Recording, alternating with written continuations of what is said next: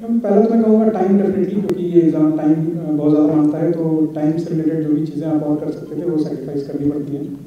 और उसके अलावा मैं कहूँगा कि मुझे क्रिकेट खेलने का बहुत शौक था, तो वो भी बंद हो गया था काफ़ी समय तक। बट मैं पूरी तरह से कट ऑफ नहीं हुआ था, लाइक सोशल मीडिया में चलाता ही था, मेरे को डांस और उसके बारे में पढ़ना पसंद था, तो वो मैं करता ही था। तो इस तरह के कुछ सेक्रीफाइसेस थे और कुछ चीज़ें मैंने कंटिन्यू की, जो कि आगे चलकर मेरे को इवन इंटरव्यू में भी काम आई।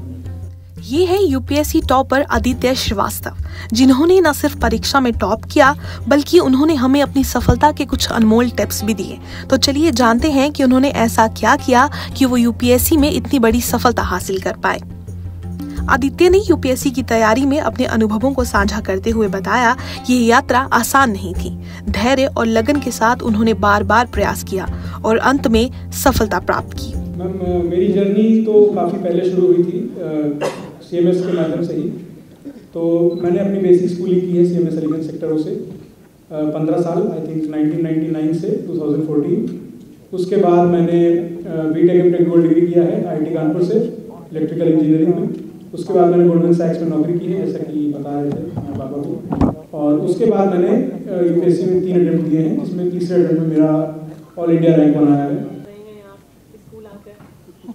जी मैम, डेफिनेटली मेमोरीज हैं स्कूल से काफ़ी सारी, और इतना सारा ऑनर पा करके उस स्कूल से जिससे मैंने पढ़ाई की है, डेफिनेटली बहुत अच्छा लग रहा है मुझे। Ma'am, so addressing the second question first, currently cadres are not out yet, but I have opted as UP as my first preference and I am hoping to get that. About the second question that you asked, ma'am currently जिस service में मैं हूँ वहाँ पर मेरा पहला तो M ये होगा कि इनिशियली हम एग्जीक्यूशन पार्ट में होते हैं, तो I would like to implement all the government schemes to the best of my ability.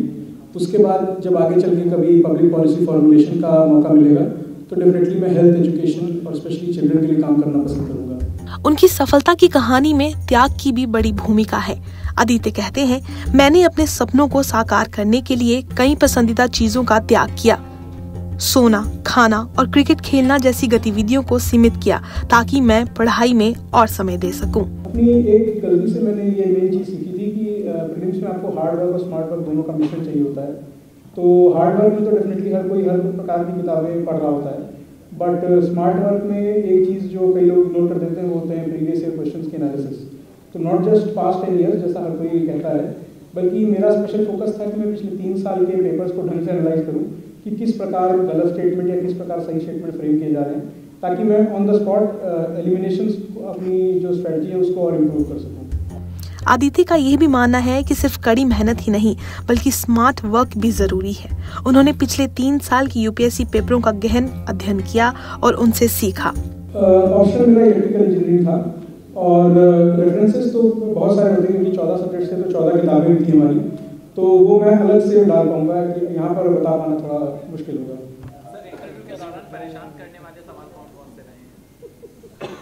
परेशान करने वाले सवाल एग्जैक्टली नहीं कहे जाएंगे क्योंकि वहाँ पर काफ़ी कॉर्डियल एटमोसफियर होता है। कुछ सवाल डेफिनेटली होते हैं जो आपको आते नहीं होते हैं, जैसे कि इस बार भी मेरे से एक ललिता कुमारी जजमेंट पूछा गया था जो कि उनको एक्सपेक्टेड था कि मुझे पता होना चाहिए, बट मुझे उस टाइम ध्यान नहीं आ रहा था। तो इस तरह के कुछ क्वेश्चंस डेफिनेटली होते हैं, बाकी it's all about testing your presence of mind. Aditya कहते हैं कि अपनी गलतियों को पहचानना और उन्हें सुधारना जरूरी है। मेरी पिछली गलतियां मेरे लिए सीख बनी और मैंने इस बार उन्हें नहीं दोहराया। मैं ये कहना चाहूँगा कि डेफिनेटली 2 चीज़ों का खास ध्यान रखें। पहला कि ये एग्ज़ाम डेफिनेटली आपका परसिवियरेंस ही चेक करता है, तो जो भी आपकी असफलता है उससे परेशान नहीं होना है। इवन मैं अपना एग्जांपल देके कहूँ तो पहली बार मुझे भी असफलता ही प्राप्त हुई थी, बट उस समय इम्पोर्टेंट रहता है कि आप अपने मिस्टेक्स से सीखें और इनको कैसे दूर कर सकते हैं इस पे ध्यान दें। और दूसरा होगा कि डेफिनेटली आपको कंसिस्टेंसी के साथ अपना एक डेडिकेशन और सेल्फ मोटिवेशन भी ज़रूरी है, क्योंकि ये बहुत लंबी जर्नी है, कई साल लग जाते हैं। इवन फर्स्ट अटेम्प्ट में करने वालों को भी 2 साल तो लगता ही है, तो उस कंसिस्टेंसी के लिए वो सेल्फ मोटिवेशन ज़रूरी है। इस दौरान आदित्य श्रीवास्तव ने यह भी कहा कि आप अपनी गलतियों से सीखें और उन्हें सुधारें, तभी आगे बढ़ पाएंगे।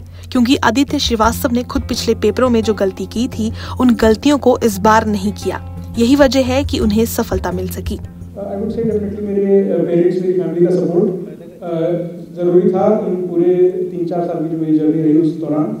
और उसके अलावा एक मोटिवेशन ये भी था कि मुझे पता था कि मैं कुछ गलतियाँ कर रहा हूँ और उनको सुधारने का मुझ में एक अंदर से ही आता था कि मुझे ये गलतियाँ दोबारा रिपीट नहीं करनी है, और उसके कारण मैं प्रोग्रेस कर पाया। यूपीएससी की तैयारी कर रहे बच्चों के लिए उन्होंने स्पेशल मैसेज दिया। उन्होंने कहा कि जो बच्चे यूपीएससी की तैयारी कर रहे हैं वो अपने माता पिता के साथ रहकर ही तैयारी करें, क्योंकि माता पिता समय समय पर उनको मोटिवेट करेंगे और मेंटल और इमोशनल सपोर्ट भी देंगे। लोकल 18 लखनऊ से अंजलि सिंह राजपूत की रिपोर्ट।